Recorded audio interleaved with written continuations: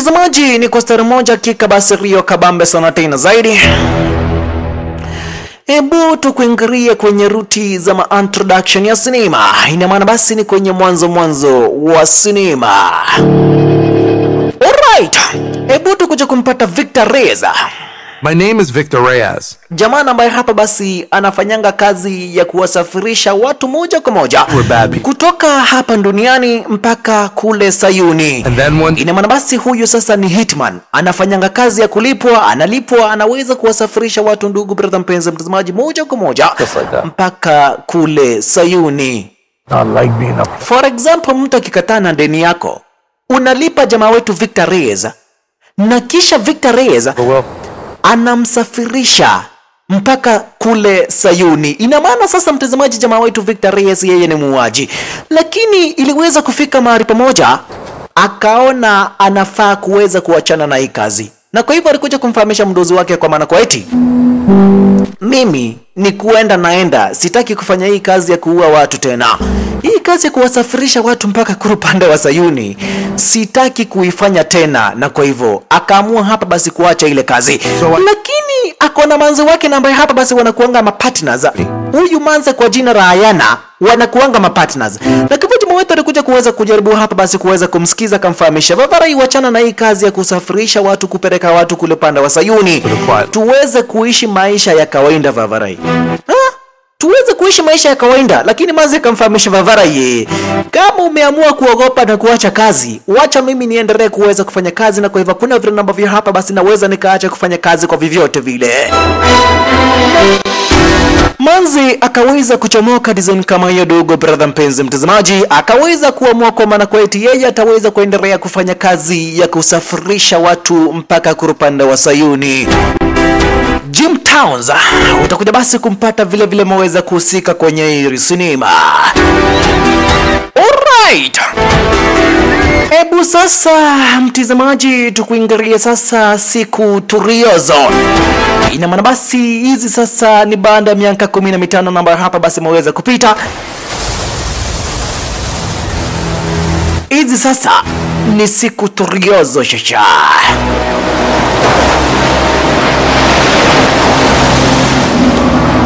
Sasa manzi wetu na yeye Ayana bado anafanyanga ile kazi ya kuweza hapa basi kuwaua watu na kuweza kuwasafirisha watu moja kwa moja mpaka kule Sayuni.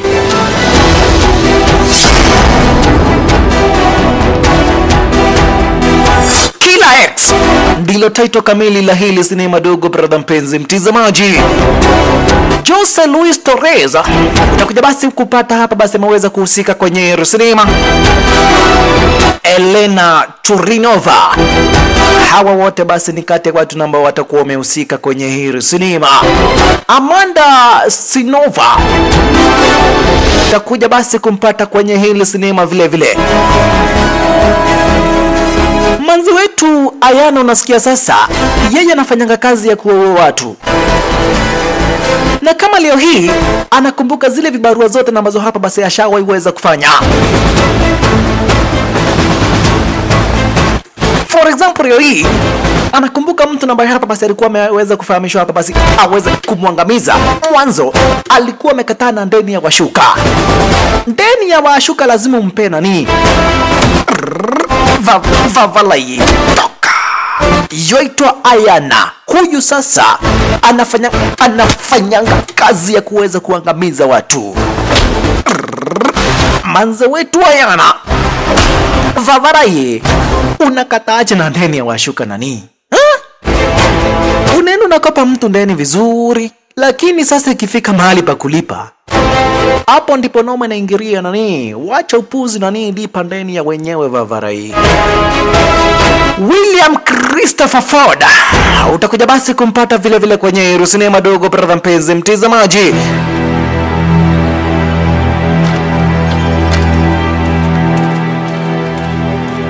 Ina maana manzi wetu Ayana, yeye sasa hii ndio kazi imeweza kumweka tauni manzi. Alright, hebu sasa tukuingirie sasa ukipenda basi rutikando mahali na ambako tunakuja kumpata jamaa wetu Victor Reyes. This is my life now. married to a beautiful woman I love. Kumbe sasa jamaa wetu Victor Reyes baada ya kuachana na kazi ya mauaji halikuja sasa na akaweza kumtafuta bibi mwingine, akaweza kumuoa manze kwa jina la Dani, na kisha timaye basi wakaweza kubarikiwa na watoto wawili, na hapa basi sasa manze, yani jamaa wetu Victor Reyes anafanyanga kazi basi ya kuweza kuchunga familia yake. Na kama leo hii jamaa wetu, yani jamaa wetu Victor Reyes anafanyanga kazi ya delivery. Unaona? Anawapelekea watu chakula design kama hiyo dogo. Brother mpenzi mtazamaji, ina maana basi jamaa wetu Victor Reyes yeye sasa shaweza hapa basi kubandirika kabisa. Zikikuingilia sasa ni nyakati za jioni, na wafunza vijana kucheza kabumbu. Unaona? Anawafunza vijana kuweza hapa basi kucheza football. Na vile vile anakuanga hapa basi na duka la martial art. Yani anakuanga na shule la martial art. And I love it. Lenyewe ndilo hili. Unasikia sasa Victor Reyes yeye ni mtu na hapa basi ashaweza kuachana na ile kazi ya kuweza hapa basi kuangamiza watu. Yani leo hii sasa yeye ni mtu na hapa basi unaona kwa na familia. Josh and Sean are a bunch of losers. Unaona? I'm just playing. Ashaweza basi kupata familia, na leo hii yani jamaa wetu Victor Reyes ashaweza kutulia. Sasa amekuwa jamaa na hapa basi anachunga familia yake. Victor Reyes. How to assess the situation, the immediate dangers. Akakuja kumfahamisha kijana wake, ukiwahi uweza kuona mtu nani anakuchokoza, uweza nani kukaa ngangari na uweza kumake sure kama anakuitia hapa basi uweza kuonyesha huyo jamaa nkanga mbrute vavarai. Umesikia? Jamaa kiwahi uweza kukuchokoza nani, uweza kumake sure kama anakuitia hapa basi huyo jamaa umeweza hapa basi kumuonyesha wewe mwenyewe ndiye nani. Unaona? Hii sasa ni jamaa wetu Victor Reyes anafahamisha huyo kijana wake kwa jina la Max. Can I get you guys anything else? 3 times. To go home boxes, please. I'll be right back. Thank you. Weirdo.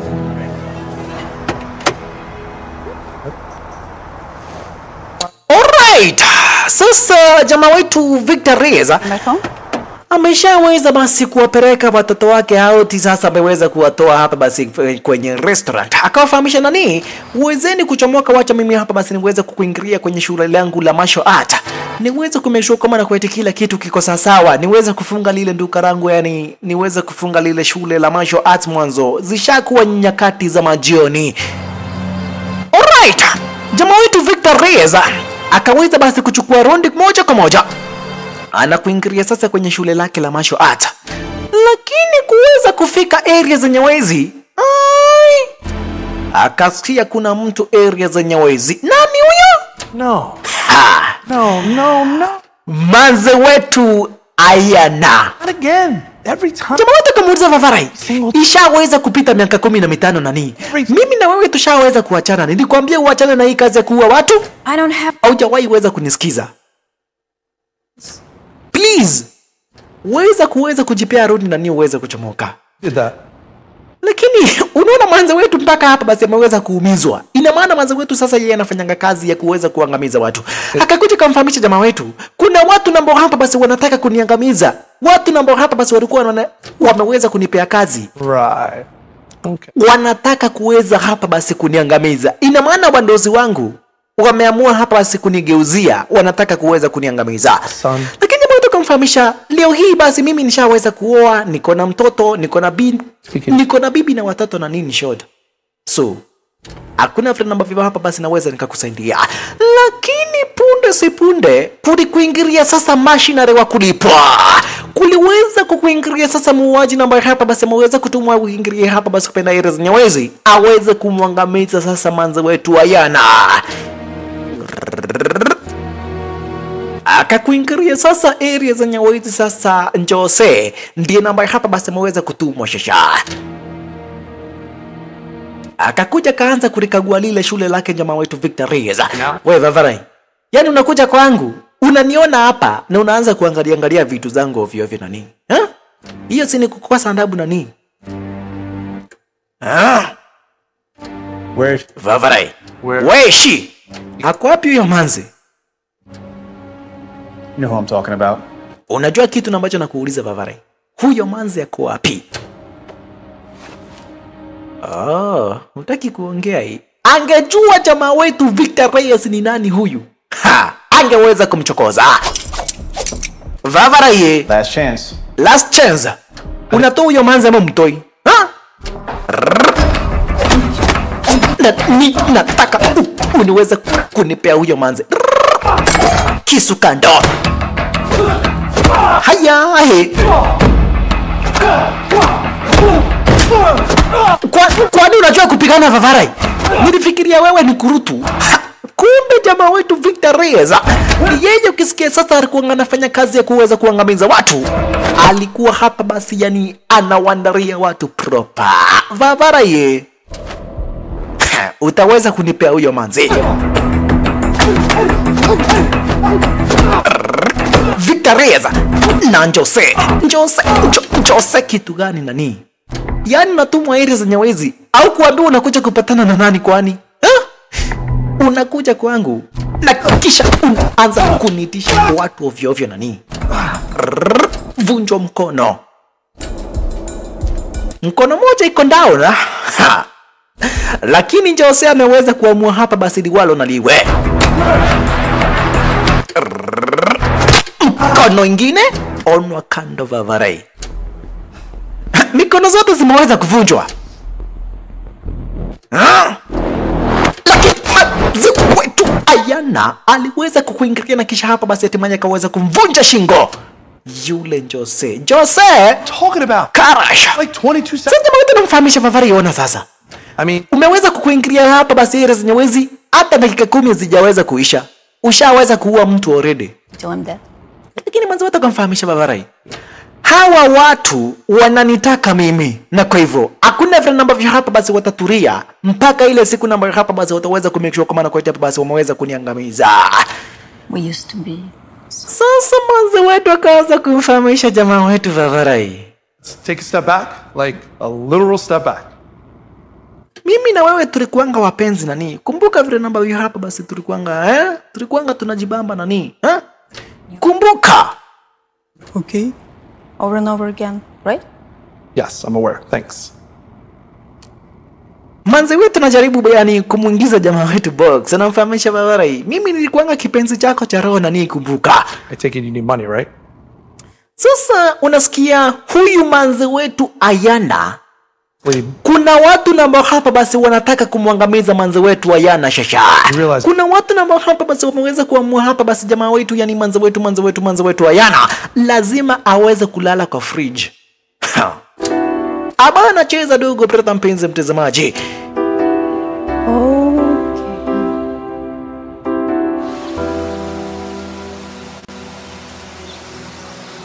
Alright. Ebu sasa mtazamaji tukuja kupata gaidi namba hapa basi ni hatari kubwa sana tena zaidi. Gaidi kwa jina la Ahmed Shakur. Mwenyewe ndio huyu chicha. Kumbe sasa Ahmed Shakur yeye ndiye mtu namba hapa basi ameweza kutumana manzo wetu hapa basi manzo wetu Ayana aweze kuangamizwa. Na kwa hivyo leo hii alikuja sasa kuweza kutafuta machinery mwingine kwa jina la Marzana. Marzana mwenyewe ndiye huyu manzo namba hapa basi ameweza kuporea areas Nyawezi shasha. Na kwa hivyo Ahmed Shakur Milk of your mother country. alikuja sasa kuweza kubonga na huyu manze kwa jina la Marzana mwanzo. Anataka manze wetu Ayana aweze kuangamizwa. I have a job for you. Akakuja kumfahamisha niko na job namba hapa basi nataka kuweza kukupea. And I want you to take care of it. Niko na kibarua na ambacho nataka kuweza kukupea Vavarai. Kuna kibarua na ambacho nataka kuweza kukupatia nani? Anyone I know? Nataka uweze kuniangamizia manze fulani kwa jina la Ayana. We're talking about Ayana? Nataka uweze kuangamiza Ayana nani? Spare more than one. Mitri, my phone. Up to it. Na kumbe Ayana alikuwa anafanyia kazi hawa watu. Alikuwa anawafanyia hawa watu kazi dogo brother mpenzi mtazamaji. Lakini wakati moja Ayana aliweza kupatiwa kibarua uweze kumwangamiza jamaa fulani. Lakini baadaye aweze kumwangamiza mtu ambaye ameweza kufahamishwa. Manze wetu Ayana aliweza kuua mtu ambaye hapa basi alikuwa amempea hiyo kibarua. Na hii yote inakuanga hapa basi imeweza kuongozwa na huyu gaidi kwa jina la Ahmed Shakur. Sorry. Akamfahamisha Ayana aliweza kuangamiza watu wangu na kwa hivyo nataka hapa basi muweze kumake sure kwamba na kwa eti huyo manze kwa jina la Ayana umeweza kumwangamiza. Nitakulipa pesa mzuri sana tena zaidi. Hebu sasa tukuja kumpata gaidi na ambaye hapa basi anajulikana kama Verbal Spender Leonard. Aliweza kupigiwa simu shasha. Na kisha na yeye Leonard akaweza basi kuweza kupigia magaindi wake simu. Magaindi na hapa basi wanaporenga huu mtaa na ambao hapa basi manze wetu Ayana ameweza kuepea. Unaona? Ayana ndiye namba hapa basi anahitajika. Manze wetu Ayana ndiye manze namba hapa basi wanahitaji sasa kuweza hapa basi kumake sure kama na kuitia hapa basi wameweza kumwangamiza.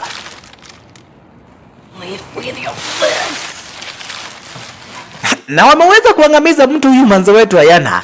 Na kwa hivyo ni waweza kuficha ule mwili. Wanapolisi wasiweza hapa basi kuja kupata ule mwili, wataweza kumletea jamaa wetu Victor Reyes shinda. Na kwa hivyo manza wetu Ayana akaamua ni kuweza kuficha ule mwili. Yeah, sorry. Jamaa wetu na yeye, jamaa wetu Victor Reyes alikuja kufahamishwa na kijana wake, akamfahamisha baba dadi, wakati wa majioni uweze kutokea tuko na game. Na kwa hivyo naweza nikataka hapa basi uweze kutokea, uweze hapa basi kujiangalia nikiweza hapa basi kucheza football. You good? Sure. Alright, vile jamaa wetu anakuanga na haka kamanzi. Haka sasa ni kabinti kake jamaa wetu Victor Reyes. Unasikia sasa hapa basi ni baada ya miaka 15 tangu aweze kuachana na ile kazi ya ugaidi. Lakini leo hii Ayana ameweza kurudi tena kiweza hapa basi kuhitaji usaidizi.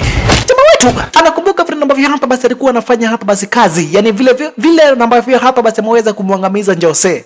Hey, don't forget it's trash. Mpaka bibi yake alikuja kumfahamisha Vavarai, usisahau kuweza kubeba hiyo takataka uweze kupeleka nje nani. Leo ni tani yako ya kuweza hapa basi kupeleka hiyo takataka nje, na kwa hivyo weza kupeana hiyo takataka iweze kukujiwa na lori nani. Jamaa wetu akaweza kuleta takataka areas nyewezi kama ilivyo kawaida.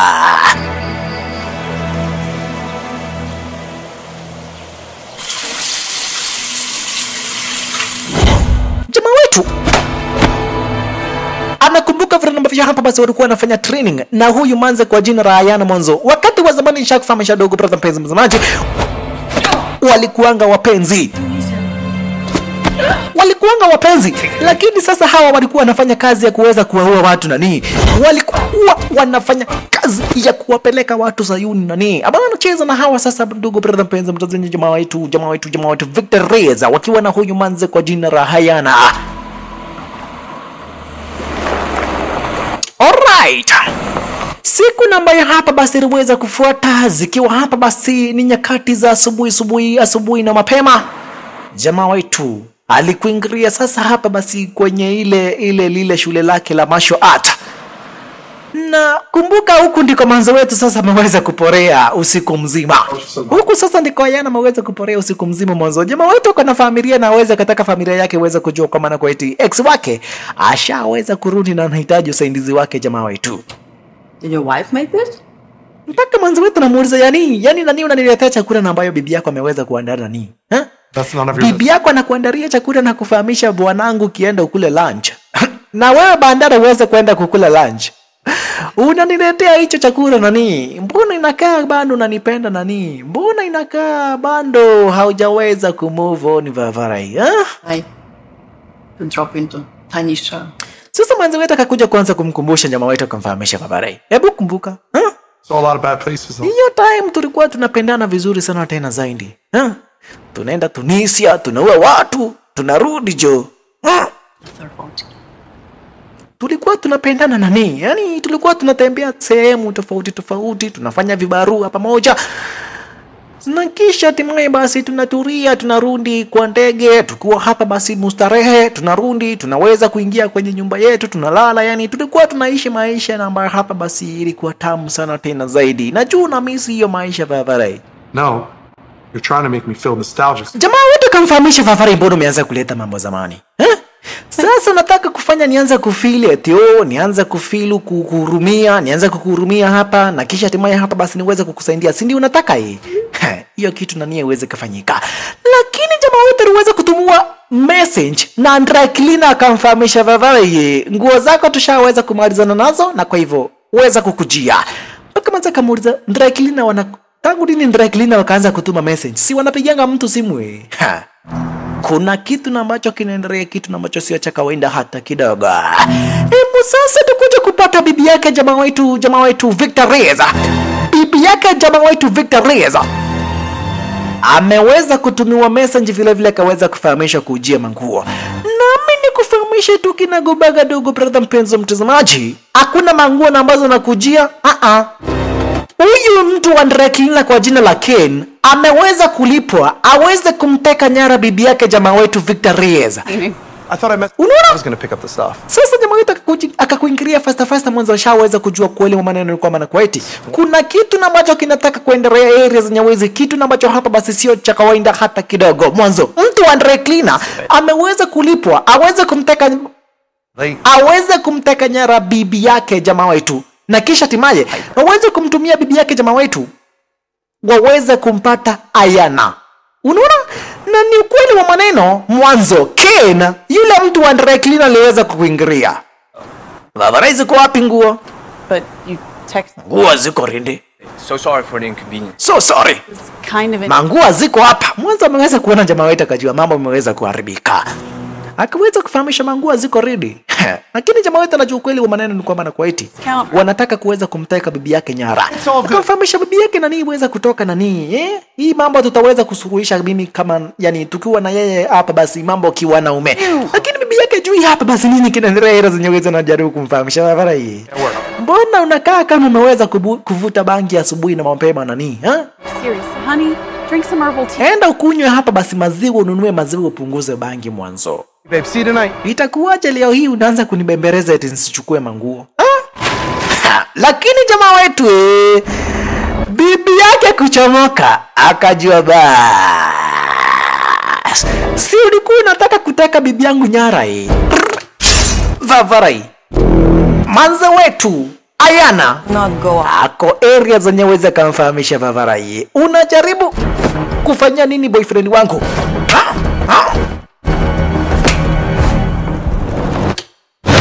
Weza kukupiga na kumfu. Kumfu kitu gani nani? Unajua mimi ni Ayana nani? Unajua mimi ni Ayana. Jamaa wetu ako area zenye weza. Ken akaanza kupepetwa shasha. Combination ya jamaa wetu Victor Reyes na manze wetu Ayana. What? He's working. Yule jamaa ameweza kuonwa vita. 10% bleach solution, so. Unasemanga vitu nakosea. Sasa jamaa wetu alikuja kumfahamisha Vavarai. Umenifuria manguo kwa miaka mingi sana tena zaidi. Itakuwaje leo hii hapa basi unataka kumteka bibi yangu nyara? Lakini Ayana kamfahamisha hawa magaidi wanakuanga na tumtu tundogo na ambazo hapa basi tunawafanyanga kazi. Na kwa hivyo Ken ni mmoja ya hawa watu ambao hapa basi ni maagent wa huyu Hamed Shakur. Because I say we kill him and damn him. Sasa mwanzo Ayana anamfahamisha Vavarai. Tuwe huyu mtu alikuwa anajaribu hapa basi kuweza kumteka bibi yako nyara. Just seems. Sasa jamaa wetu anamfahamisha Vavarai. Mimi sipendi kuua watu ovyo ovyo. Mwanzo wetu anamfahamisha Vavarai. Huyu mtu alikuwa anajaribu kuua familia yako. Tuweze kumwangamiza. Usipomwangamiza bado atajaribu kuua hapa basi ama kuangamiza familia yako. Victor, it's your family safety. It is your family safety nani? Weza kuangamiza huyu jamaa. Jamaa wetu akafikiria kaona haina haja nimuue. Kama ni familia yangu inataka kukujia, wacha tuone kama atakujia na mikono ikiwa imevunjika. Akavunja mkono akamfahamisha Vavarai. Let him try to come at me with a. Wacha akuja hapa basi na kisu, akiwa hapa basi na mkono imevunjika. Mwanzo wetu Ayana anamfuuliza, yani unataka kumaanisha sasa anatumianga mkono wa right? What if anatumia mkono wa left? Basi wacha nivunje ingine. Yule Ken akina jamaa wote waliweza kumwacha wakiwa wamemvunja mikono zote. Mpaka na kumfahamisha nani? Thanks for not killing me mwanzo unajua. Manze wetu Ayana, yeye hichi ndi kibarua na macho hapa basi anafanyanga yani cha kuweza kuangamiza watu. We got work. Alright, ebu sasa tukuje kumpata huyu manze kwa jina la Marzana. She's still alive. For God's sake, stop stuttering me. Aliweza kufikishiwa ripoti kafahamishwa. Yule manzi bando aka uhai. tulikuwa tumeweza kuamua tuweze kumteka bibi yake jamaa wetu Victor Reyes nyara, na kisha hatimaye tuweze kumuitisha Ayana kama anataka bibi yake, lakini hiyo plan haijaweza kuwork out. Na kwa hivyo itabidi tumeweza hapa basi kutumia plan B, tuweze kumtuma Leonard, yule missionary kwa jina la Leonard, tuweze kumtuma aweze kumake sure kama na kwa hapa basi ameweza kumuona kando huyu Ayana. Hold off on the swordsman for now. Kwanza kumfahamisha wote wakishindwa, hapo sasa ndipo tutaweza hapa basi kumtuma swordsman. Na wewe Dimitri, endo tafute bibi nani. Umesikia? Endo tafute bibi nani, acha kuangalia mdozi design kama hii ya Vavarai. Wacha hii hapa basi ya tabia mbaya. Hapo sasa ndipo Leonard aliweza kufahamishwa na Dimitri kwa maana kwa eti Vavarai. You fail. Huyo manzi endo muangamize.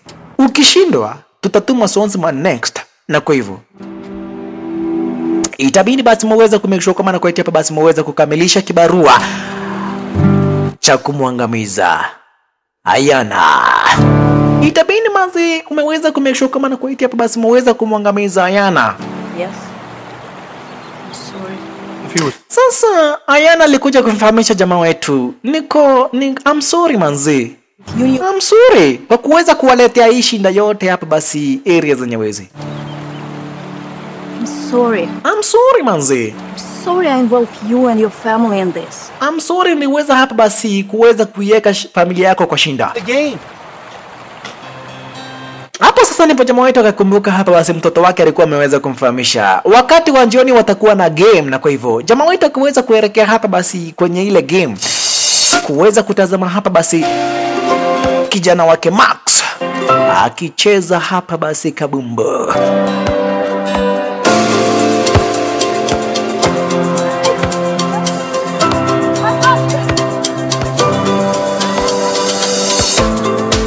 Na kwa hivyo area za Nyawezi watu wanacheza kabumbu area za Nyawezi dogo, brother mpenzi mtazamaji. Akina Bampe, akina KDB wako area za Nyawezi. Lakini kuna kijana ambaye hapa basi kijana ketu Max akipata mpira, yule kijana anakuja na msukuma kijana wetu Max. Na kwa hivyo Max alikuja kumfahamisha babake. Of course. Thanks sana for hapa basi kuweza kukuingiria area za Nyawezi ndadi. Lakini kuna kijana ambaye hapa basi ako area za Nyawezi. Nikipata tu mpira This is Ayana. She's a friend of anaweza hapa basi anaanza kunisukuma ovyo ovyo, na kisha hatimaye hapa basi ananiangusha. Alright. Big kid. Sasa yani alikuja kumuuliza nani? Huyo kijana ndiye namba hapa basi anataka kukuangusha nani? Oh, the question. Usikubali mtu aweze kukufahamisha eti yani mtu aweze kufanyia madharau ukiona. Mtu akiweza kukuangusha, mchenge nani? Uweze kumake sure kama na kwa hapa basi umecheza kama Mbappe. Uweze kumchenga vizuri. Aba anacheza na huyu manzi kwa jina la Ayana. Yeye hapa basi yani unasikia wao sasa ni wale mamanzi don't care. Wale mamanzi na hapa basi ni wagumu kabisa. Wakakuingiria sasa kucheza tena. Kijana wewe ukipata mpira anaangushwa design kama hiyo.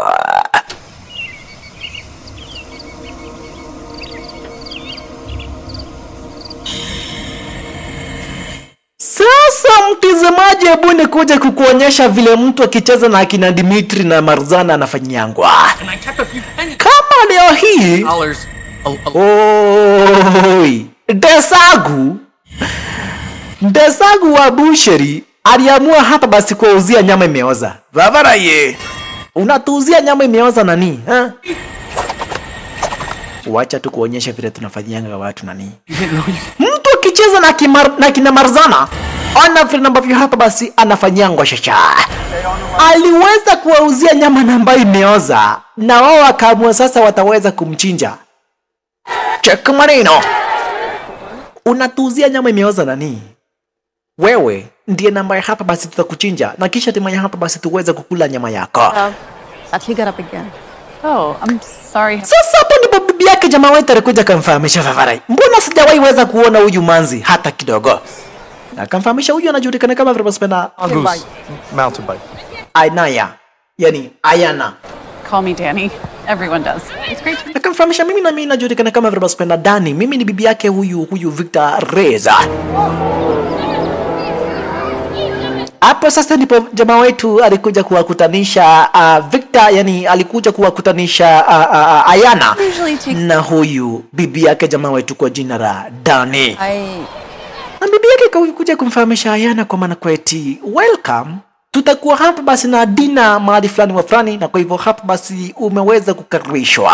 I'll do anything. Sasa Jose wa Busheri na yeye oi banda kuuzia Marzana nyama ambayo imeoza, waliamua sasa watakuja wamchinje yeye wakule sasa, yani wakule Desagu wa Busheri.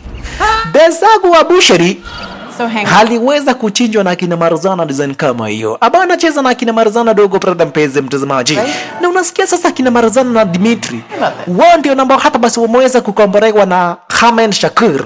Waweza kuweza kumake sure kama na kuitia hapa basi wameweza kumwangamiza manze wetu Ananya. So what was it finally broke? Yani Ayana. It was another woman. What? You cheated on her, you dirtbag. Sasa hapo ndipo jamaa wetu alikuja kufahamisha nani huyu jamaa wetu hapa sasa ndipo alikuja kufahamisha bibi yake kwa maana kweti Ayana alikuanga hapa basi ukipenda ni ex wake wakati wa zamani. If you'd been more open-minded, maybe you could have had a ménage à trois. I'm totally open-minded. I wasn't. I mean, I'm totally open-minded. Hapo sasa ndipo alikuja kuwakutanisha hapa basi ukipenda bibi yake huyu jamaa wetu Victor Reyes, huyu bibi kwa jina la Dani na huyu manze kwa jina la Ayana. You are a little bisexual. We're not. No, we're not. I mean, I'm not. And you just keep believing that. You'll be alright tonight? I got a room just outside town. Paid cash. Sasa hapa ndipo manze wetu alikuja kumfahamisha Bavari. Leo silali kwenye shule lako tena. Okay. Nishaweza kukomboa room mahali fulani wa fulani, na hapo sasa ndipo ambapo hapa basi na plan kuweza hapa basi kuelekea area zenye uwezo niweze kuporea usiku wa leo hii. He's a lot like you. Akamfahamisha Bavari, unaona uko na familia mzuri sana tena zaidi, kuweza kuchunga familia yako Bavari. Weza ku make sure kama nakuja hapa basi familia yako iko safe na mambo yote itakuwa swandakta. Hey. Sasa Bridge. kuna kijana fulani anaitangwa Stevo. Stevo yeye aliweza kumuona Ayana akaona ni kadema, kamfahamisha Bavari, kuja niweze kukupea ka drink tuweze kujibamba. Lakini mwanzo wote kumfahamisha Bavari, fuck off, sitaki drink yako nani, sitaki pombe yako nani, uweze kukunywa pombe yako wewe mwenyewe kivyako. Mwanzo wetu banda ya Steve kuweza kuchomoka, yeye akaweza kutoka hapa basi kwenye Airbnb namba hapa basi alikuwa ameweza kutafuta area zenye wizi. Akaamua sasa kukuingilia kwenye klabu kwa hapa basi kuweza kutafuta kamnyweso. No, not since before us. Akina jamaa wetu nao hapa basi wakaelekea pale manyumbani wakuwa na bibi yake kwa jina la Dani na yeye manze wetu Ayana akaweza bishi kukuingilia kwenye klabu shasha. Akamweza hapa basi kuamua kuingilia area zenye aweze kutafuta hapa basi kamvinyo 1 2 3 na kisha hatimaye hapa basi aweze kuporea area zenye aweze kutulia usiku mzima. Sasa baada ya kuweza kupewa kamvinyo, manze wetu akaweza hapa basi kuamua aweze kutulia area zenye aweze hapa basi kuweza kukabubuja kale kamvinyo. Manze wetu akaanza kujisukumia kamnyweso design kama hiyo, lakini punde si punde Stevo akaweza kukuingilia sasa, akamfahamisha nani, yani nakupea pombe lakini wewe unakataa pombe yangu, unakuja kununua pombe. Yani manjo unapewa pombe na simple boy ndo manake na unakataa. Bavari, uoni ni ujinga uko nayo nani? Lakini manzi wetu akamfahamisha Bavari, mimi si ya wale manzi ambao hapa basi mweza kuzoea. Wachana na mimi, wewe enda ufanye shughuli zako kivyako. Mpaka yule bartender akakuja akamfahamisha Bavari, wachana na manzi mweza kukufahamisha, hataki mambo yako, wachana na yeye. Lakini Steve akamfahamisha nani, ushaisikia akina simple boy sasa Sisi ndo wale watu ambao tunaitanga ma simple boys, ha? Abana cheza ni kununulie pombe 1 2 3 na kisha tuweze kwenda tujibambe 1 2 3. Ha? Lakini manze wetu akamfahamisha Vavara ye na kuambia uachane na mimi usikii. Ha? Yani unapiga simple boy. Steve simple boy kitu gani nani? Steve simple boy kitu gani Vavara ye? Ukiambiwa uachane na manze, unaachana naye. Umesikia? Na kisha Steve akaweza kuvunja mkono design. Chaka maneno. Vavara ye. Nimekwambia wachane na mimi. Auski. Akavunjwa mkono akafahamisha Vavara ye. Manza akikwambia uachane na yeye unafanya nini? Manza akikwambia uachane na yeye unaachana na yeye. Umesikia? Sema Manza akikwambia uachane na yeye unaachana na yeye. Nitaachana na yeye please. Ndo manake sitawahi weza kusumbua mamanze tena. Akafahamisha nani? Hiyo mistari unaroga. Enda ukarogea na manze wengine wa rika yako. Mimi sio manze wa rika yako hata kidogo. Vavarai. Yaani nasimama hapa mpaka na wao na manze kiangalia. Mimi ni simple boy kitu gani Vavarai? Zima. Ha. Ndio manake. Alright. Manze watu kuingilia kwenye Airbnb. Akapatana sasa na yule muuaji kwa jina la Leonard. Anaweza kutumwa areas zenye wezi. Aweza kumake sure kama na kwa hapa basi maweza kumwangamiza manze wetu. Akikuta kumfahamisha manze wetu kumfahamisha Leonard Vavarai. No, конечно. I know you have a job to do. That's what exactly I used to say. Hii kazi hata mimi najua vizuri sana tena zaidi, tumekuwa mapartners kwa miaka mingi sana tena zaidi. Watu ambao hapa basi wameweza kukutuma. Hao ndio watu ambao hapa basi mlikuwa nafanyia kazi. Tuachana na hii kazi ya uaji na nini? Uachana na hii kazi ya uaji. Hata mimi mwenyewe nimeweza kuamua hapa basi niweze kuachana na hii kazi ya uaji. Uachana na hii kazi. You can own an Airbnb. Unaweza ukaweza hapa basi kujenga ma Airbnb, unaweza ukafanya mabiashara zingine, unaweza ukauza magari. Biashara ziko mingi zinalipa vizuri. Wachana na kazi ya kuua watu. Lakini Leonard akamfahamisha. Hiyo jinga yote unaniambia. Me in a Kia. Nitafikiria baada ya kuweza kukuangamiza. You gonna outrun other guy in mom's grocery getter? I'm just saying the good days are behind. Manze wewe unajaribu kumbandirisha huyu Leonard na mfahamisha Vavarai. Wachana na hii kazi. Lakini akamfahamisha. I'm gonna think about it. Good. But after nimekuangamiza. Think about it right after I kill you. Right after I kill you. Vavarai, yana kuongeresha na wewe hutaki kusikia. Leonard. Onwa kando. Sasa hawa wote ni wauaji dogo brother mpenzi mtazamaji. Hawa wote ni wauaji. Manze wetu onwa. Vavarai. Nimetumwa niweze kukuangamiza. Sitakuja area zenye uweze kukubiria. Lakini manze wetu pia yeye amana machezo. Patwa. Na kisha ta wewe chukua. Umekuja kuniangamiza Unangamiza nani? Kuja hapa.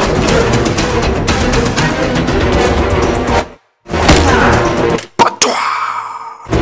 Vavarai ngoja. Ni ngoja kitu gani? Ngoja. Na ngoja kitu gani? Si umekuja kuniangamiza?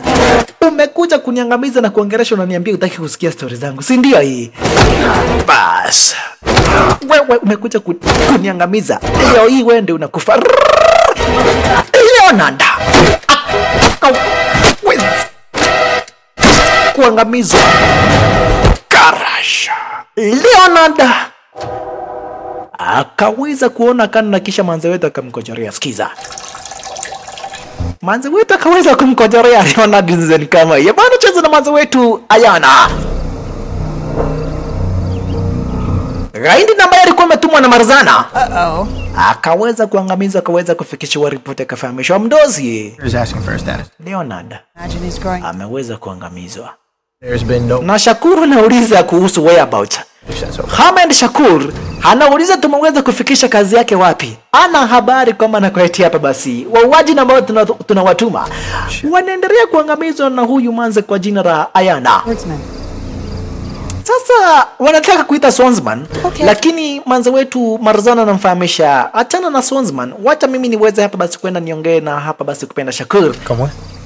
Sweet. Naweza kuja hapa basi tukabonge na yeye mdozi. Akafahamisha nani, wewe tulia areas nyewezi. Shakur ni kesi atake kuniangamiza kwa mwanzo sijaweza kukamilisha kibarua chake. Wacha aweze kuniangamiza mimi mwenyewe.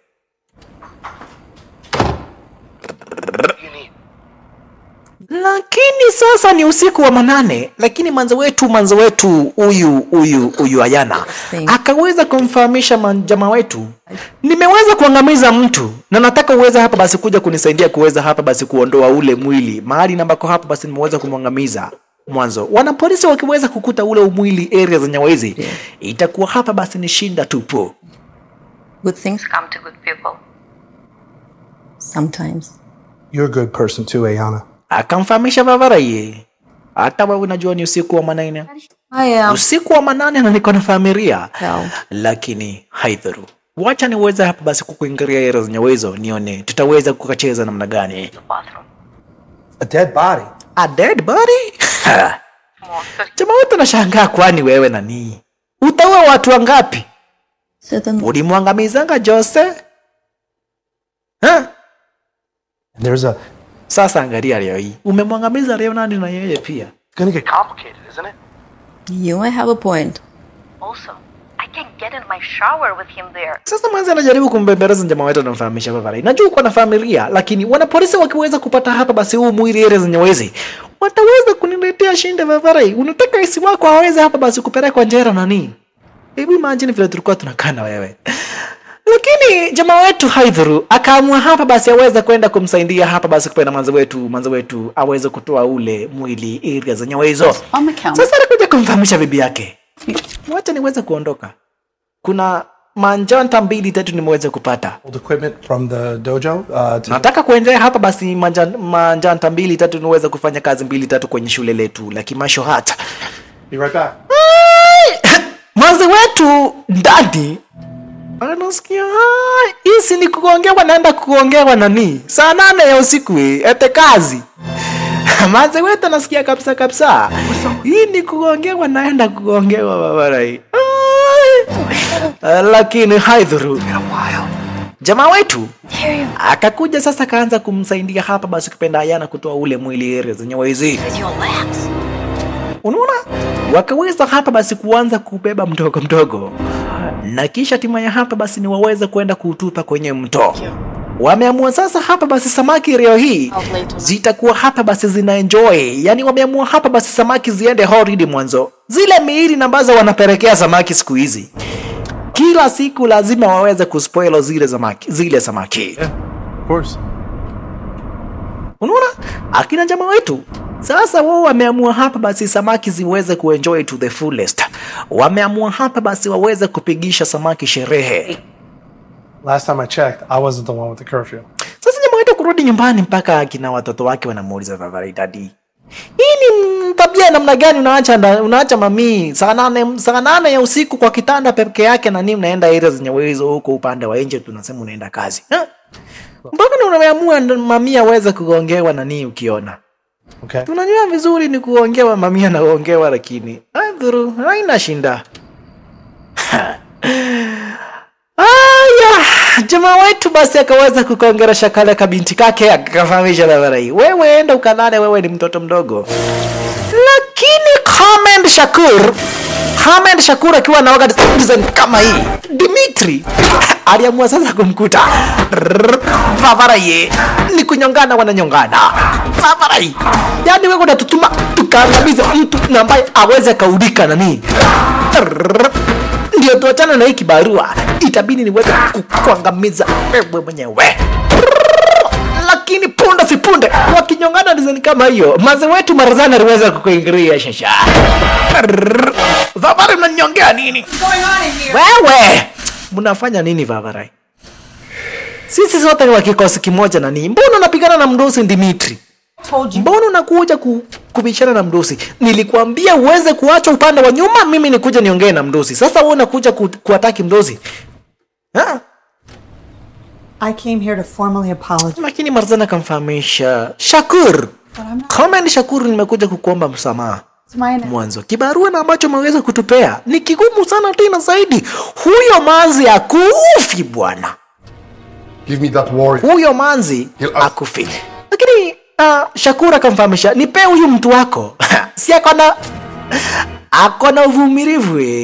Amejifanya anataka kuja kuniangamiza. Yaani unashinda kuangamiza mtu ambaye hapa basi nimekuambia ukamwangamiza, unashinda kumwangamiza. Bas, nataka nipe huyu warrior wako. Nataka uweze kunipea Dimitri, niweze kwenda na yeye. Na ukikataa kumwangamiza huyo manzi nani, nakuona kando. Hebu sasa tukuja kumpata Wangeshi na yeye shasha. Wangeshi na yeye. Oi. Huyu sasa ni martial artist mnoma sana tena zaidi. Vile vile hapa basi hata yeye ni machinery wa hichi kikosi. Hey, what's up? Akaweza kudugiwa mawasiliano akafahamishwa kuna manzi fulani ambaye hapa basi tunataka kuweza kumwangamiza. Na tumiona wacha tutume msichana akiwa wa kwanza. Usikia vile wanamdanganya? Eti wanamwambia yeye ni manzi wanataka kuangamiza. Na kwa hivyo wameamua kutuma msichana akiwa wa kwanza. Hiyo tena kumdanganya, wanamdanganya. Eti aende akamwangamize manzi wetu Ayana. Angejua anaenda kukuta nani, angeweza kujaribu. Na punde si punde, ukweli wa maneno, Wangeshi alikuingilia area zenye wezi shasha. It's been a minute. It's been a lot of minutes. Sasa jamaa wetu alikuja kufahamisha Vavarai. Unaona huyu manzi unasaidia, huyu Hayana na ambaye unasaidia atakuja kukuletea shida kubwa sana tena zaidi. She was given a specific task. Akafahamisha huyo manzi alikuwa ameweza kupewa kibarua cha kuangamiza watu wao. Sasa imagine hata wewe mtazamaji, Shakur aliweza kumfahamisha manzi wetu Ayana aweze enda angamize wazazi wake wote. Unaona? Amen, Shakur aliweza kumfahamisha manzi wetu aweza kwenda angamiza watu wao wote. Lakini manzi wetu yeye akakataa kuweza kuangamiza watu wao, akamfahamisha kiu Shakur, hakuna vile namba hapa basi naweza nikaenda nikaangamiza watu wetu wote. Eti jumentuma never. Hakuna vile namba hapa basi kitu kama hicho kinaweza kikafanyika. Na kwa hivyo manzi wetu yeye alienda kaangamiza mtu ambaye aliweza kumpea kibarua. Akaangamiza magaidi wake Shakur na akaamua hapa basi anaachana na hii kazi ya kuweza kufanya mauaji. Lakini Shakuru sasa baada ya watu wake kuweza kuangamizwa akaamua never. Hakuna vile namba hapa basi manzi anaweza kaua watu wake na kisha get away with it. Hakuna vile namba hapa basi anaweza kaenda akaepa kivivi. Lazima aweze kuripia kwa makosa namba hapa basi mweza kufanya. Ndio maana hapa basi unaona anatuma wauaji kadha wa kadha waweze kumwangamiza manzi wetu Ayana. Na kama leo hii Wangeshi aliweza kutumwa shasha, manzi hata kamkagua kamfahamisha Vavarai. Ni siku mingi sana tena zaidi tangu nipigane na wasichana. Na kwa hivyo twende bana, twende tufanye hii mambo haraka fasta. Mwenye anakufa kufe haraka bwana. Wangeshi najua nimefahamishwa mimi sasa ndiye mtu wa kwanza. Wananiaminia yani imagine wanakutumia kasichana. Lakini Wangeshi angejua hata wanaume akina Leonard wameweza kutumwa area zenye wezi na akina Jose. Angeweza kuongea vile ambavyo anaongea. Good to see you again though.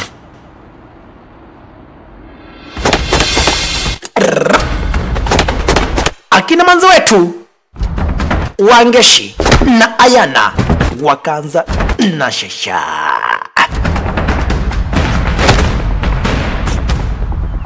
Sasa area zenye wezi ikawa ni kitanzi shasha. Area zenye wezi ikabaki ni kitanzi. Manzi wetu vunjwa mguu nani, patwa teke la mguu mpaka mguu ikaweza kundislocate.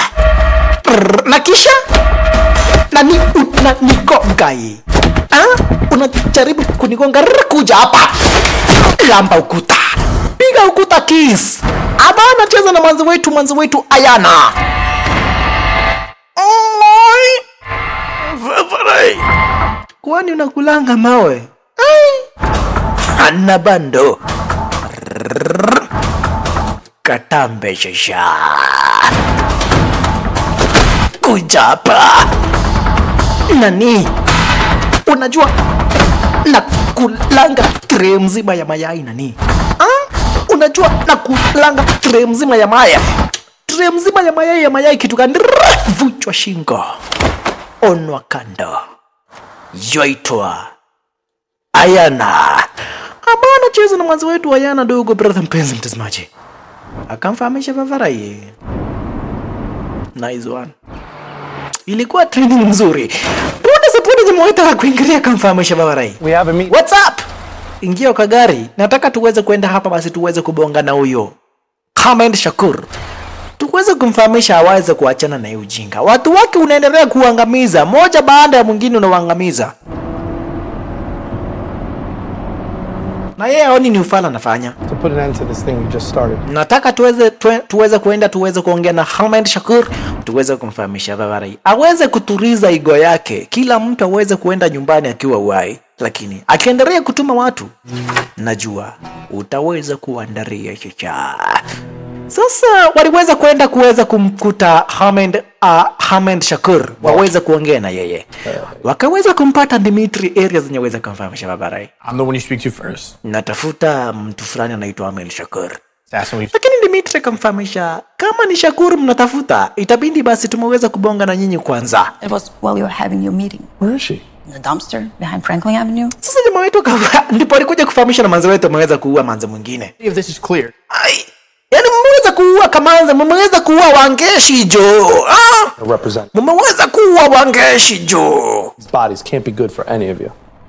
Lakini jamaa wetu akamfahamisha Vavarai, hizi watu wote ambao wanaangamizwa, imagine kama Ahmed Shakur ataweza kuamua tuweze kuachana na hichi kibarua. Kila mtu ataweza kuenda nyumbani, acha kutuma uaji na kila kitu itakuwa chonjo kabisa. Milk. Sasa jamaa wetu kupigiwa simu na bibi yake. Sasa wana hawa na wao. Wakaanza kuziana uoga.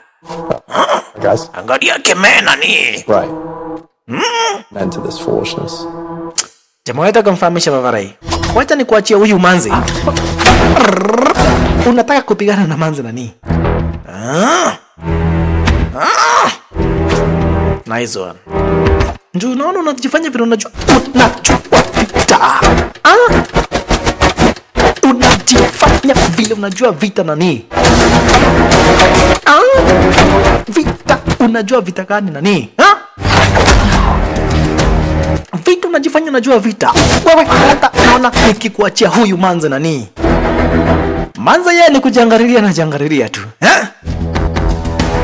Akamfahamisha wacha ukishughulikia huyo Dimitri. Wacha mimi niende nikabonge na Ahmed Shakur. Tuweze kujandiriana kiwazee. Manza kaona hii rungu ni orimo. Kuja mkono kwa mkono. Mwanaume kwa mwanaume. Eti najiita mwanaume nani? Yaani unajilinganisha na mimi? Eti nasema mwanaume kwa mwanaume? Hii sasa ni kuniingilia nani?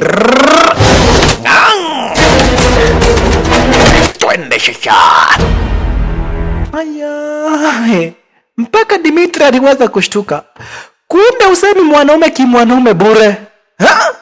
Wewe sasa naona unafanana na mwanaume na nini, na kwa hivyo nitakupiga kama mwanaume. Chama wetu na yeye ameweza kuja sasa kumtafuta Ahmed Shakur. Waweze kubonga na yeye kiwanaume shisha. Jamaa wetu Victor Reyes amekuja sasa kumtafuta Ahmed Shakur, mwenyewe ndiye huyu. Ex-boyfriend wake Ayana. Naweza nikakusaidia namna gani Vavarai? End to this vendetta. Nataka uweze kuachisha hii vendetta. It's too late. Kila mtu aweze kwenda nyumbani akiwa hai Vavarai mwanzo. Going to... Unaona watu wako wanazidi kuangamizwa na huyu manze Vavarai. Hebu imagine ile loss ambayo hapa basi unajipeleka. Lakini upate wa chini nako. Dimitri anaandaliwa na manze wetu proper. Worried about her? Akamuuliza, you're not worried about her? Worried about nani? Dimitri. Onwa kanda. Aba anacheza na manze wetu Ayana. Enyewe wewe ni mwanaume nani? Hata ukisema man to man, umeniambia tubonge kiwanaume, hata mimi nishaweza kukubali nani? Worried?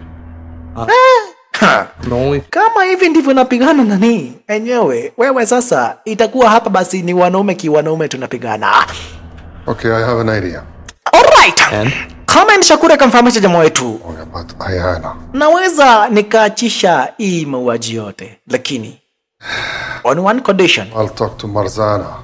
Naweza nikaongea na Marzana Cancel it. aweze kucancel hii mauaji yote hao mamashinari ambao wameweza kutuma. Sawa sawa? Yes. On condition. On one condition. You work for me. You work for me. Sorry. Uweze kunifanyia kazi. Take it or leave it. Deal ama si deal nani? Where? Jamaa wetu kumfahamisha niliacha kuangamiza watu wakati wa zamani. That's your problem. Unajua unaongea na Haman Shakur wewe. What's wrong? What's wrong nani? Nifanyie kazi kama unataka hapa basi niweze kuachana na hapa basi kutaka kumwangamiza Ayana. Good. Kama watu kumfahamisha Vavara ye, hakuna vile ambavyo hapa basi naweza nikafanya kazi ya ujinga kama hiyo. The extra money. Is either uachishe hii mauaji ama tuendelee kufanya mauaji na pia wewe tukuangamize. Umesikia? Si tena kubembeleza. Haya, yani unakuja kwangu na nini unaanza kuniongelesha vitu unataka? Give her the order. Na kupea onda sai. Kill her family. Lakini akamfahamisha hata wewe unaona uko na ujinga. Unamwambia awe familia yake. Hata wewe ungeambiwa uwe mamako na babako, ungewaangamiza kweli? Ani? Mbona unataja mamangu? Unajua mimi ni Ahmed Shakur. Wewe. Ahmed Shakur kitu gani? Wewe mnataka vita. Bas. Kuja tupigane hiyo vita shasha. Ahmed Shakur na jamaa wetu Victor Reza. Ahmed Shakur akaendea kemea shasha. Vavarai na kukatakata. Ayai. Vavarai. Yani umekaa hivi ukaanza kufikiria ni kama unafanya kazi butchery nani? Unataka kunikatakata nani kama unakatakata nyama ya 300? Vavarai kuja hapa. Umeanza kuona kama unafanyanga kazi butchery nani? You don't have to do this manzi. Tuweze kuongea kama wanaume nani? Lakini nani nakufahamisha tuongee usikii. Bas, akachukua sasa Q-stick. Vavaraye. Hii kichwa yako naona inakaa 8 ball. Hii kichwa yako naona inakaa 8 ball. Wacha niweze kuona hapa basi kama nitaweza kupima na hii Q-stick. Ahmed Shakur na jamaa wetu Victor Reza. Jamaa wetu kachukua kisu akaweza kumsukumia Ahmed Shakur kisu ya tumbo design kama hiyo, na kisha akaweza kukizungusha vizuri kwa tumbo kuweza kumake sure kwa maana kwa Ahmed Shakur ni kuisha maneno. Mdosi kamili wa magaindi ameweza kuonwa kando, na kisha timanya basi kama ilivyo kawaida wakakuja basi wakaamua samaki ziweze kupewa sherehe yake. Wakakuja basi wakaweza kurusha mwili wake Ahmed Shakur hapa basi kupenda hizo zinyewezi. Wakaamua samaki lazima ziweze kuenjoy proper. Lazima samaki hapa basi ziweze kukua hapa basi na kapate kidogo. Lazima samaki hapa basi kupenda ziweze kuenjoy vilivyo.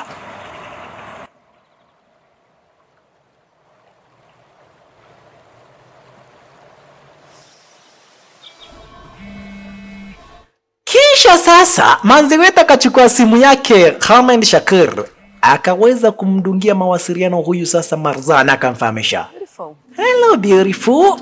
Hapo sasa ndipo Marzana alikuja kujua Shakur anikwisha maneno.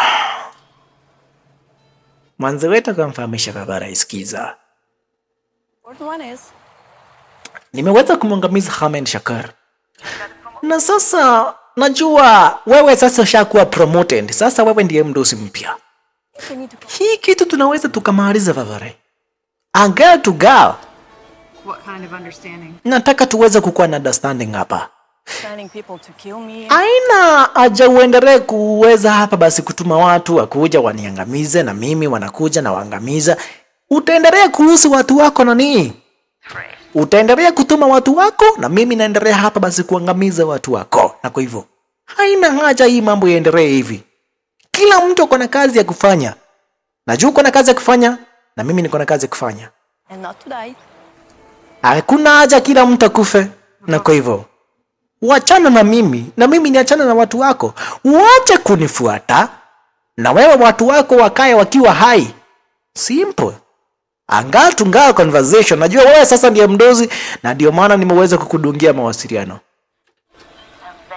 Tuongee kama mandem, tuongee kama mamanze, tuweze kusikizana. Look, I'm only middle management. Akaweza kumfahamisha Vavarai, mimi Marzana sina shinda na wewe Ayana. So Yes. tunaweza tukasema hapa basi mambo weze kuishia hapo. Hakuna mtu atafuatana mwingine na kwa hivyo hakuna vifo zingine. Yes. Yes? I'm glad we had this little talk. Just between us girls. Wakaweza kuangri, lakini manze wetu anajua Marzana vizuri. Vavarai akajua. I keep trying to kill me. I know she will keep trying to kill me manze.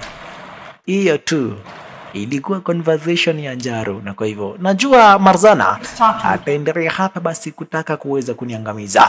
Sasa umeishi kusikia wakisema wataweza kumuita Swordsman.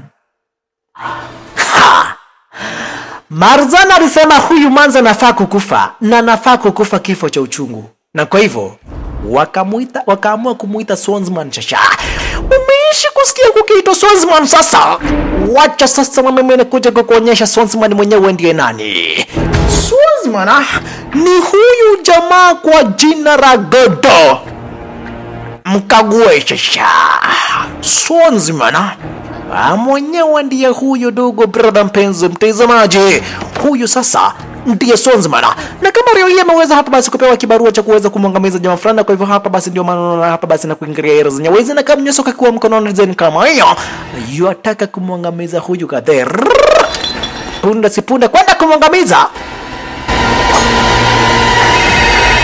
Akaweza kudungiwa mawasiliano akafahamishwa. Moshi. Kibarua kiko. Kuna manze kwa jina la Ayana na anaishingi mahali fulani wa fulani, wanaishi na mtu fulani wa fulani, ende muangamize. Umesikia bas. Sawa sawa mdozi.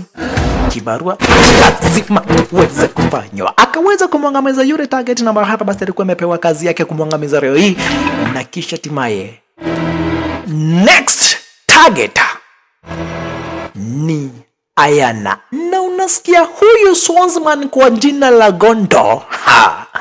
Huyu sasa ndiye the best of the best kwa hichi kikosi cha hawa magaindi shasha. Huyu sasa ndiye anaitiangwa wale watu ambao hapa basi wameweza kuwashinda watu wote.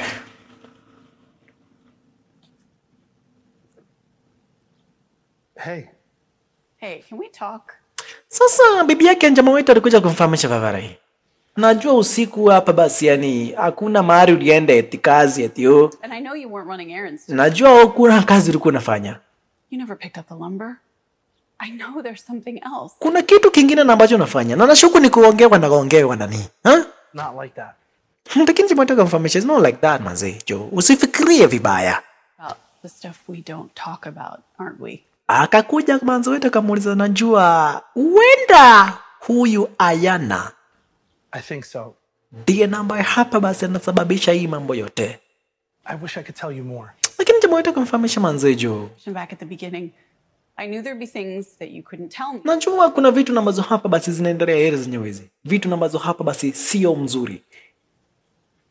Lakini akamfahamisha, nitaweza kumake sure kama kwa kila kitu To me. You know that, right? kitakuwa fiti na kitakuwa shwari kabisa. Nitaweza kumake sure kama hapa basi familia yangu iko safe, iko buheri wa afya, na hapa basi iko mahali, iko kwenye mikono mizuri. Nitaweza kumake sure kama familia yangu haiko kwenye hatari hata kidogo. Nami mtazamaji rutikanda sasa yule Swordsman kwa jina la Gondo. Cheki vrna ambavyo sasa na kunorea kisu dogo brother penzi mtazamaji. Yule Gondo. Yeye sasa ashaingia kwenye beast mode. And your lovely family. I mean, you're leaving now? Hawa wana habari kwa maana kwa hapa basi Swordsman ameweza kuitoa. Sasa huyu manzi kwa jina la Ayana akaamua basi kuweza kumwaga jamaa wetu design kama yakamfahamisha kama tushaweza kumwangamisha Ahmed Shakur, kama tushaweza kumwangamisha hapa basi, yani kumwangamiza Ahmed Shakur, wacha mimi niweze kuchomoka, weza kubaki na familia yako, na I hope kila kitu kitakuwa shwari kabisa. Hawana habari kwa maana kwaiti hapa basi yule muuaji kwa jina la Sonsman hapa basi na anajulikana kama Farbas Pendagodo ameweza kutumwa na ako njiani ni kuingiria na kuingiria hapa basi kupenda Erez Nyawezi kuweza kumtafuta huyu yule manzi kwa jina la Ayana aweze kumwangamiza. Sasa jamaa wetu alikuingilia sasa hapa basi kupenda kwenye familia yake, akaweza kuikagua. Yeye anafikiria hapa basi kupenda kila kitu, zile ndenja zote na ambazo hapa basi zilikuwa hapo, zile hatari zote na ambazo hapa basi zilikuwepo zimeweza kuisha mwanzo. Yule manze kwa jina la Ayana ameweza kuondokea hii familia, na vile vile washaweza kumwangamiza yule gaindi kwa jina la Ahmed Shakur. Anajua sasa kila kitu kitakuwa shwari kabisa. Lakini na yeye manze wetu Ayana alijua hakuna vile Marzana anaweza kaachana na yeye, na kwa hivyo akaamua kabla wanikute, wacha mimi ni wakute mimi mwenyewe. Sasa akakuingilia nani mpaka manyumbani kwake Marzana kamfahamisha, nataka tuweze kumarizana hapa kwa hapa nani Dimitri akakuingilia, na kisha hapa basi akaweza kumpata manzi wetu, wakaanzana shasha. Unajua na kunywanga soda kireti mzima nani ha? Unajua na kunywanga soda kireti mzima Vavarai ha? Na unakuja kupigana na mdozi wangu nani na kunywanga soda kireti mzima jo. Rusho kwa swimming pool haba anacheza na manzi wetu Ayana. Rudi nani, unatoka unaenda wapi? Unatoka unaenda wapi nani? Unakunywanga soda kireti mzima Wacha nione unaweza kukunywa maji kireti ngapi. Nataka uweze kukunywa maji kireti 2. Si unakunywanga soda kireti mzima. Kunywa maji kireti 2 shasha. Unakunywanga soda kireti mzima. Nataka sasa uweze kukunywa maji kireti 2 Vavarai. Manze wetu akaweza kumfahamisha Vavarai, nataka uweze kukunywa hii maji yote kreti 2 Vavarai, kwenda huko. Dimitri kitu gani? Aba anacheza, lakini manze wetu akaweza kupatwa na Marzana shisha. Girl to girl talk. Wacha sasa tuweze kuona nani namba hapa basi ataweza kuibuka mshindi. Marzana hata wewe kunywa kreti yako. Hata wewe nataka hapa basi uweze kukunywa kreti yako Vavarai. Kunywishwa maji. Kreti ya kwanza, kreti ya pili, kreti ya 3, kreti ya 4 ya sonda. Na kisha manzi wetu akaweza kuchomoka. Si mnakunywanga sonda kreti mzima Wacha tuone hapa basi mkikunywa kreti 5 za maji mambo itaweza kuporea namna gani. Nami nikufahamishe turuti kando dogo brother mpenzi mtazamaji, yule muuaji kwa jina la Gondo Sonsman kwa jina la Gondo ni kukuingiria na kuingiria shasha. Sonsman kwa jina la Gondo maskini wa Mungu manze ni kukuingiria na kuingiria Erez Nyawezi, na yuamtaka huyu manze kwa jina la Ayana. Worse and worse every year. So, in town for... Sasa njoni kaendelea na kaa kimuuliza Vavarai. Sasa angalia, umekuja kufanya nini Erez Nyawezi? Akamfahamisha nimekuja mazishi Vavarai. Aba anacheza na huyu Gondo. Sasa jamaa wetu Victor Reyes anazindingi kufanya mazoezi Erez Nyawezi mwanzo ashajua kila kitu kishakuwa shwari kabisa. Manzi wetu Ayana shaweza kuchomoka, na kwa hivyo familia yake iko salama. na kwa hivyo yeye basi ashaweza kuruni maisha yake vizuri, maisha ya kawaida, wanatembea na binti yake design kama hiyo, huku basi wakicheza hira za nyawezi, akiendelea basi kipenda na kazi yani ama basi kipenda shughuli zake za kimaisha za kila siku. Lakini kijana wake Max aliamua hapa basi aweze kuingia kwenye shule na ambalo hapa basi ni la babake la kufunza martial art. Kukuingilia akaanza kufanya mazoezi style kama hiyo, lakini punde si punde Gondo yule Sonsman, wewe ni nani? Nataka kuja na wewe, ukuja na mimi. Lakini kwa kijana kanajua vizuri sana tena zaidi, karifahamishwa na babake, mtu akijaribu kucheza na kenyewe akawezi hapa basi yani aweze kumuonyesha chamta makuni. Aka kijana leo ni kadogo dogo brother mpenzi mtazamaji, kanapita kati ya miguu yake Gondo design kama hiyo, lakini hatimaye basi kanaweza kukamata akafahamisha babarai. Sikiza, unakuja na mimi You and your father. ama niweze kukuangamiza na niende niangamize babako. Umesikia? Kakijana kakaweza kuingiza uoga na kisha hatimaye basi kakaweza kubebwa na yule Gondo, akaweza kuchomoka nako. Sasa wote jamaa wetu kuingilia kwenye lile shule lake, mahali na ambako walikuwa wamepanga kupatana na mtoto wake Max aweze kupata ni simu iko hapo na imewekwa recording. Max ndiye huyo ameweza kutekwa nyara. Max Victor, tumeweza kuonana tena. Nataka mtoto wako hii. Sawa sawa. What do you want? I want the girl. Nataka huyo msichana kwa jina la Anaya nani? Na nakutaka pia wewe. Na kwa hivyo kuja mahali fulani wa fulani tuweze kupatana. Sasa jamaa utajaribu kumpigia Ayana simu. Ayana kumbuka shaweza kuepa kuingilia manyumbani kwake kuweza hapa basi kuconfirm kila kitu kiko shwari kabisa except Max. Ndiye namba hapa basi ayuko hapa manyumbani. Mpaka bibi yake aliweza kumwangalia kajua kuna kitu ambacho hapa basi sio cha kawaida kinaendelea hera za nyawezi hata kidogo. Manzi wetu akaweza kuvutanisha moja kwa moja kajua basi kijana wake Max manzi ako kwenye hatari, ni kutekwa, maweza kutekwa nyara.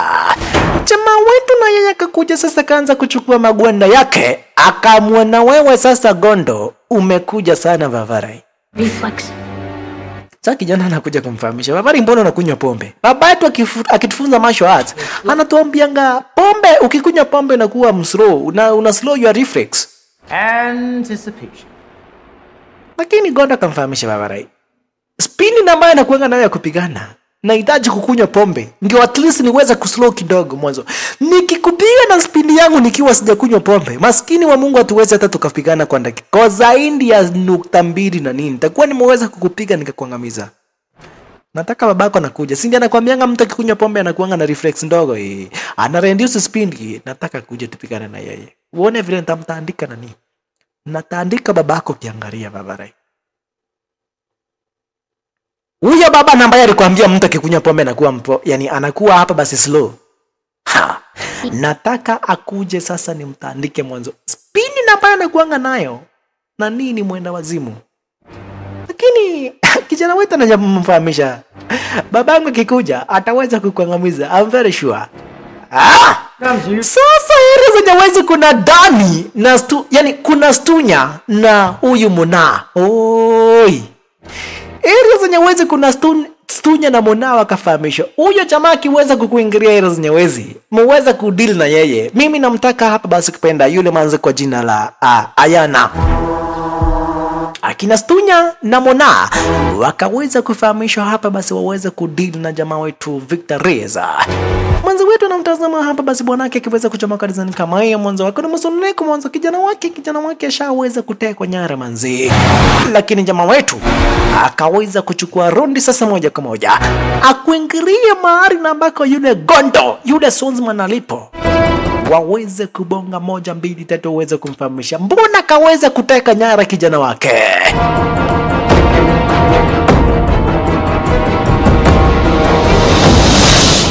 Alright. Jamaa wetu ameweza kufika sasa basement. Ashaweza kufika kwenye ile maskan. Akakuja akakuta akina Mutiso wako area zenye wezi. Mutiso.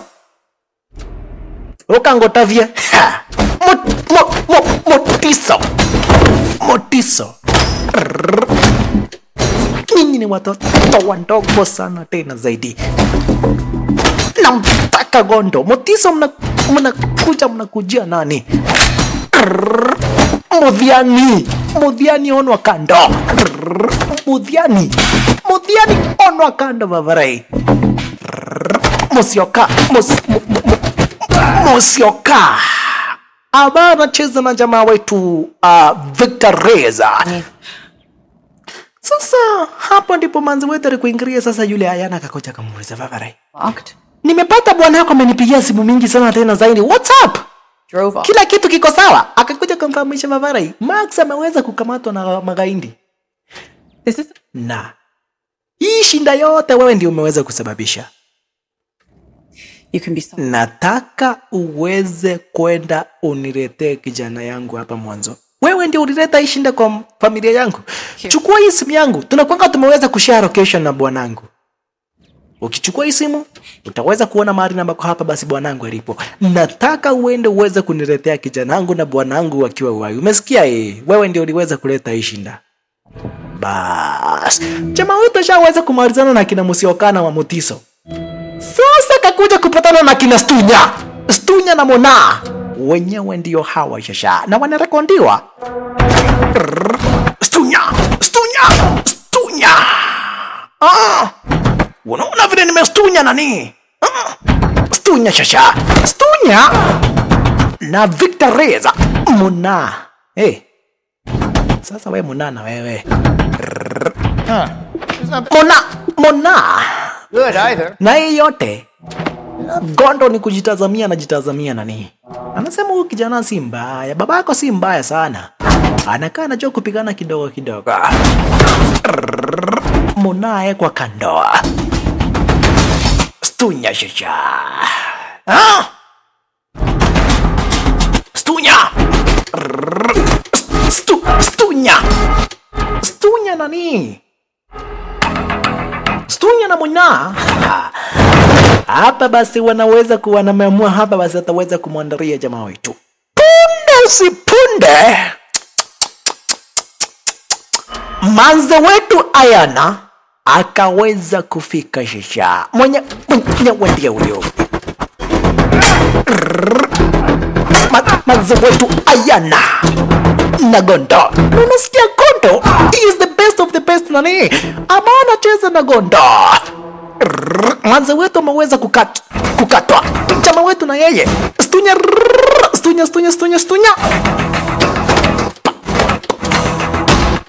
Stunya anasukuma mandonde mengi. Mona na yeye ameweza kumshika. Toka. Jamaa wetu kuweza kumshika. Stunya rushwa kando. Ameweza kuangamizwa. Mona kuona Stunya ameweza kuangamizwa. Ai, Vavarai, yani umeangamiza Stunya na vile ulikuwa umestunya njo. Umeangamiza Stunya Mona akaja mshasha. Yani Vavarai umeangamiza Stunya nani? Unaangamiza Stunya. Unaniambia unaangamiza Stunya wewe, acha nikuonyeshe vile na kufanyia. Mona akakamatwa na kisha mtoto wangu wako wapi? Ako Sayuni. Ako Sayuni. In hell. Cheki vile nambavyo hapa basi Mona aliweza kufanyiwa shisha. Yaani naambia mtoto wangu ako Sayuni nani? Mona aliweza kushikwa na kisha. Patwa. It didn't have to end. Na kisha keyo. Onwa kando. Manze wetu na yeye Ayana wanaonana vita sasa, ukipenda na huyu kaindi kwa jina la Gondo.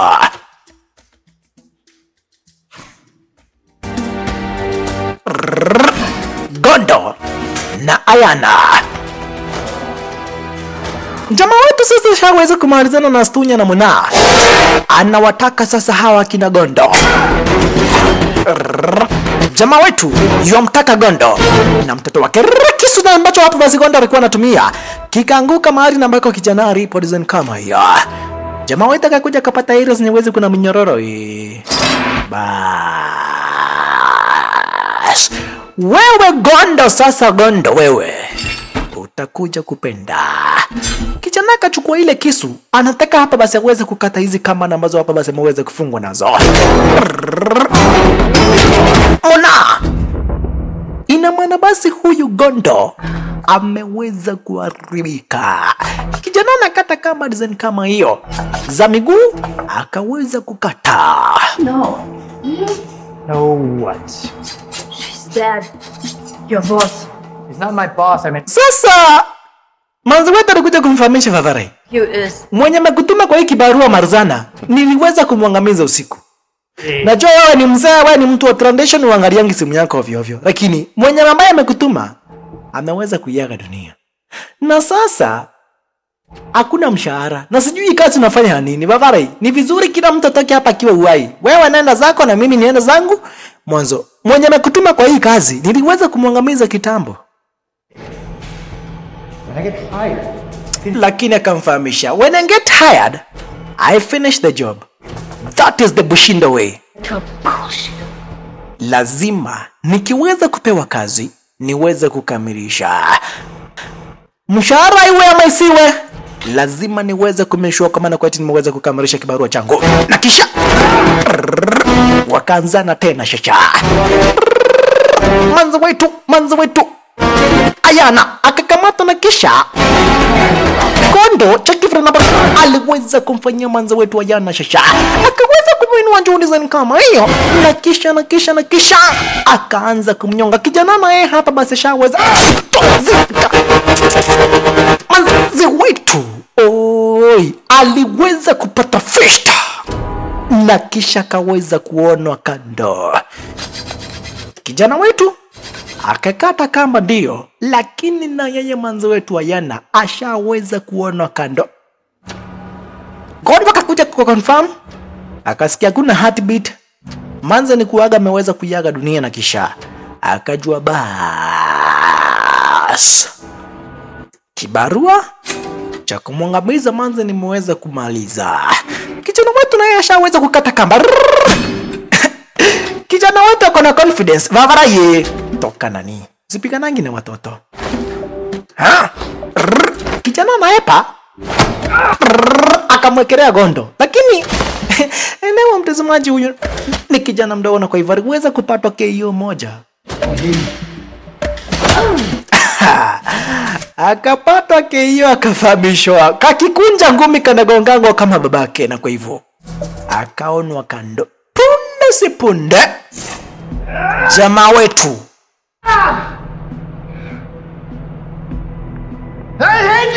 mpaka Gondo nasema I hate this kid, namchukia. Lakini jamaa wote uliweza kukuingilia jamaa wetu Victor Reyes akamfahamisha Vavaraye,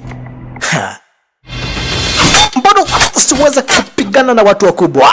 Mbona usiweze kupigana na mtu na hapa basi mnatoshana na yeye nani? Leta kisu. Na kisha Vavaraye kuja hapa.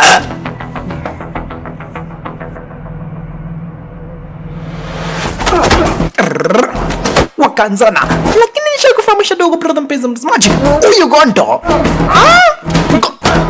Gondo ikikuingilia sasa ni mkono. Yeye sasa ni mtu ambaye hapa basi abana machezo dogo brother mpenzi mtazamaji, na kwa hivyo aliweza kumkamata jamaa wetu Victor Reyes.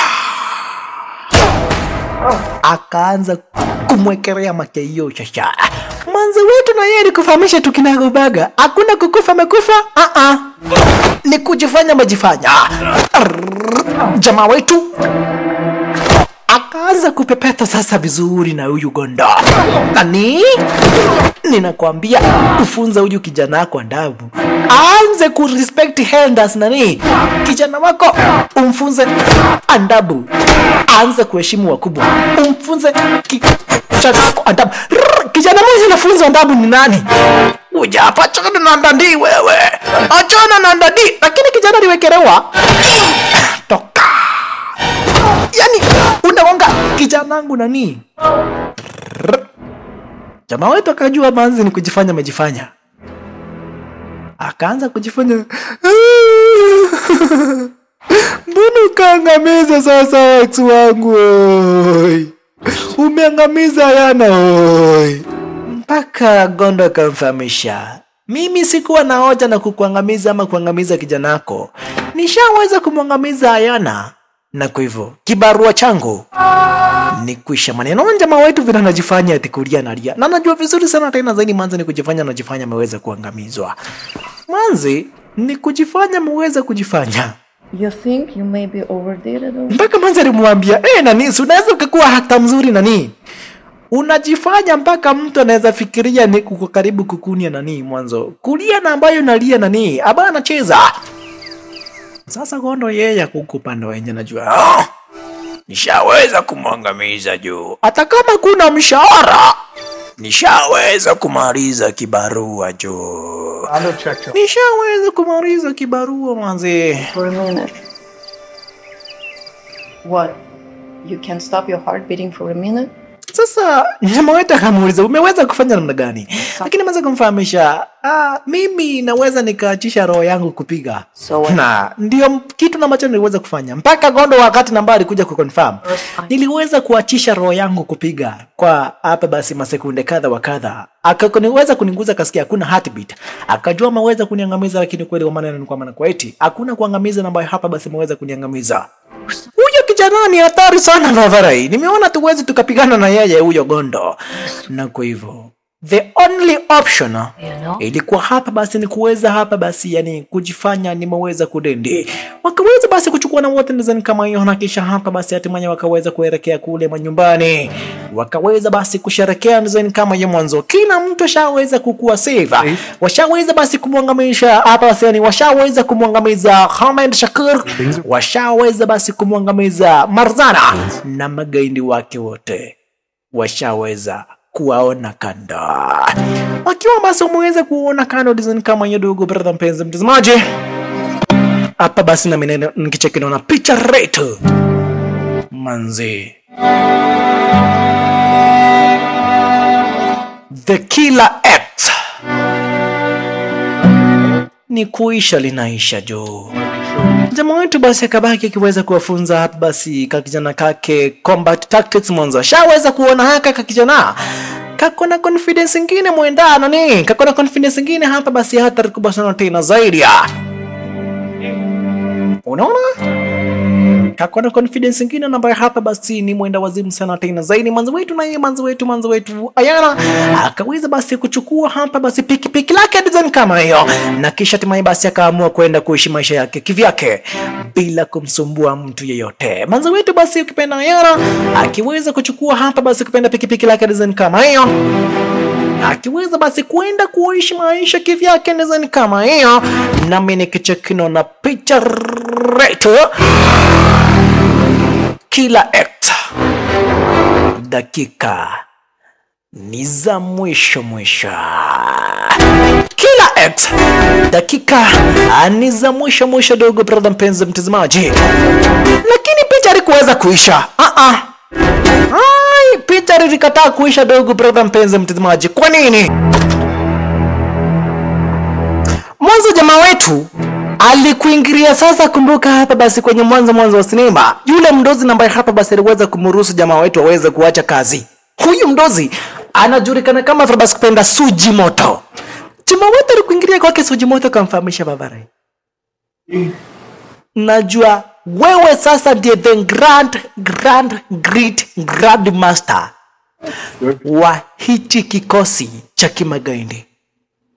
Na kwa hivyo najua uende ukaweza kufikiria kumwangamiza Ayana. Mwanzo ameweza kuangamiza watu wako. Whose face is that? It's you. Unasikia?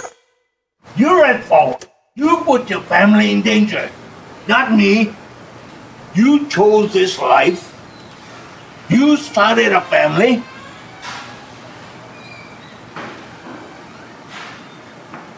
Jamaa wetu akamfahamisha nani, endelea kupayuka tu. endelea kupayuka. Lakini ile siku na ambayo utawahi weza kufikiria kwenda kumkuta Ayana ama uweze kunikuta, mwanzo najua vizuri sana tena zaidi, wewe ndiye the Grand Master wa hichi kikosi. Na ile siku na ambayo hapa basi utaamua kuweza kunipata, Vavarai, I promise you, I kid you not, hiyo siku, It's a zero-sum game, isn't it? hiyo siku ndio siku na ambayo hapa basi utakuja kujua Victor Reyes ni kusema namna gani. Fanya kila kitu, lakini usiwahi weza kujaribu kufikiria kwa njia yoyote ile. Hata Gondo naona ako hapa ni pombe na kunywa tu. Sawa sawa, haina shida. Lakini ile siku na mara hapa basi mtaweza kuamua hapa basi ukuje.